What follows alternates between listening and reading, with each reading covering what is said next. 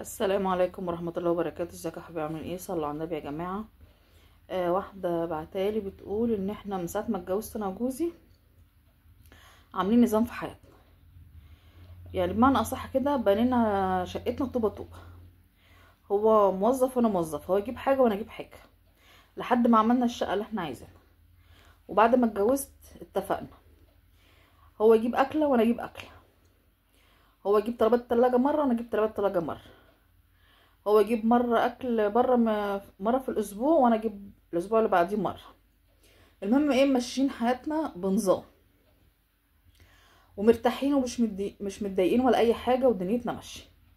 ربنا كرمنا بولد بقى، هو يدفع، هو يعني برضو ماشيينها، هو يجيب حاجه وانا اجيب حاجه لحد ما ابني دخل حضانه. بقى هو يدفع شهر وانا ادفع شهر، الشهر اللي انا ما ادفعوش اجيب فيه حاجات لابني، اللي هو الاكل والشرب والكلام ده، اللي ملتزمات الحضانه. ودنيتنا جميله. كانت اخته الكبيره غضبانه، هي من الارياف واحنا قاعدين في القاهره، فبتقول هي عشان جوزت لا عيالها كبروا بقوا كبار، راحت قالت ايه، انا عايش ليه بقى؟ إيه اللي جابرني على جوزي؟ انا كنت مجبوره عشانهم، لكن دلوقتي هم خلاص ايه كبروا، فانا اقعد له ليه؟ انا مش هقعد وهرجع ايه بيت ابويا.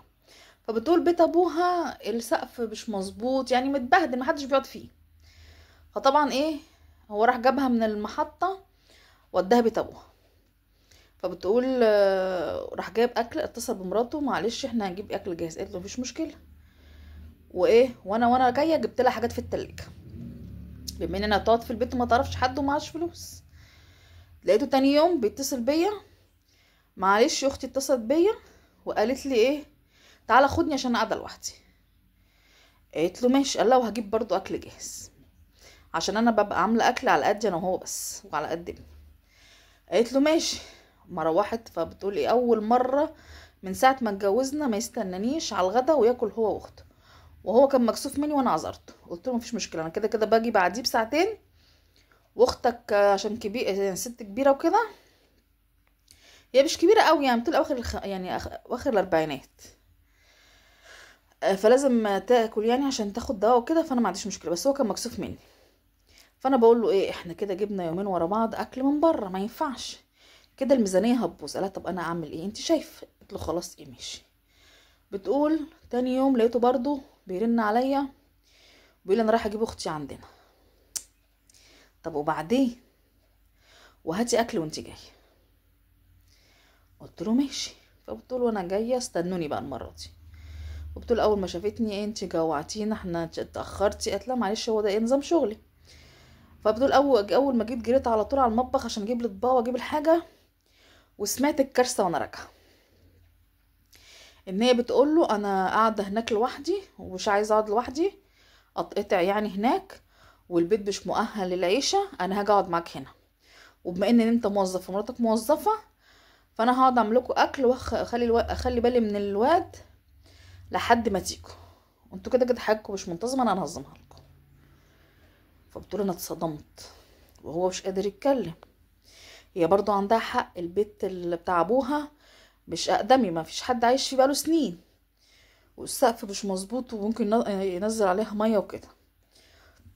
طب انت هتقعدي هنا، مصاريف هتزيد، غير كده انا عارفه انا بعمل ايه وماشي بيتي ازاي، واحنا متفقين على ليميت معين بنمشي عليه حياتنا، انت لما تيجي انا هعمل ايه؟ انت كده هتبوظي لي حياتي. فبتقول احنا اصلا الشقه اوضتين وصاله، بما ان ابني صغير فقالت انا هقعد في الايه، يعني يمكن ينام معانا عادي او ينام معاها، يعني انا عندي اوضه اطفال. قالت لهم انا هقعد في اوضه الاطفال وهعمل لكم اكل حلو ومش عارفه ايه وهظبط لكم دنيتكم والدنيا جميله. فبتقول هو ما قدرش يتكلم، بس انا خايفه حياتي تتخرب وتبوظ، انا ساعتها هعمل ايه؟ وفي نفس الوقت هي حقها ان هي ما تقعدش لوحدها، بس دلوقتي هي هتقعد على طول وضع على طول. طب فرضا عيالها جم عايزين يزوروها، ما هيجوا على عندنا، وبتقول له معاش وبابايا صغير يعني مش هينفع يعيشني عيشه كامله. طب ما في حل تاني، بيعوا البيت وهاتلها شقه صغيره اوضه وصاله على قدها، وبقيت فلوسها تحطها في البنك او تعمل مشروع على المعاش وتاكل وتشرب، وانتوا خدوا نصيبكم واعملوا بيه اي حاجه، او حطيه برضو في البنك يطلع لكم فلوس. او ان هي لو هي كويسه تسيبيها قاعده معاكي، بس برضو ما تضمنيش تكتم حريتك ولا لا. انت برضو حقك، عايزه تقعدي براحتك، عايزه تاكلوا تشربوا تنظمي تمشي حياتك زي ما انت عايزاها، برضو ده حقك، ما اقدرش اقولك حاجه. فهو مفيش غير الحل ده، يا ترجع لجوزها يا تبيعوا البيت وتجيبوا لها اوضه، شقه اوضه وصاله، وحد من عيالها هيجي يقعد معاها، ايه المشكله؟ لكن انت فعلا حياتك ممكن تتخرب، ممكن، الله اعلم، بس انت ادرى. بس كده كده لما يبقى في حد موجود في البيت الحياه بتتغير. فانت هو ده حلها، يعني هي ما هي قاعده في دماغها بتصلح حياتها تبوظ حياتك انت، لا مش من حقها. وفي نفس الوقت يمكن تكون غلبانه وكويسه، هاتلها شقه اوضه وصاله، حتى يا ستي لو ما ارتاحتش تروح او تقعد معاكوا طول النهار وتروح تنام بالليل هناك، هتلاقوا لها صرفه يعني.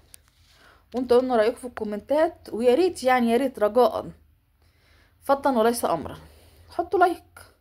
شفتوا الفيديو حطوا لايك، الريتش واقع خالص اليومين دول والصفحه بتقع، فحرام. يلا سلام عليكم، فيديو جديد، وصلوا على النبي يا جماعه، سلام.